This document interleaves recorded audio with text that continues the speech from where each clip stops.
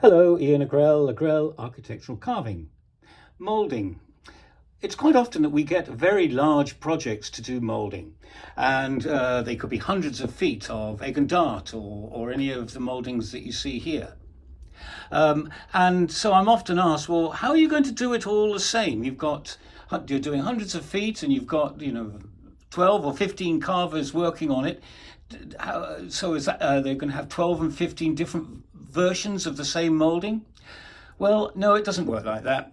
What happens is that mostly the senior carvers start the carving and do the roughing out. Then it's passed on to other carvers who do the next stage, and other carvers do to the next stage, until finally it lands at the bench of the finished carpenters carvers who do all the very fine detail work at the very end.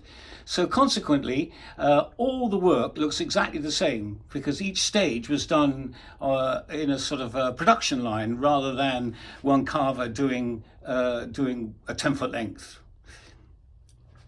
By the way, these three center mouldings, are casework from Versailles.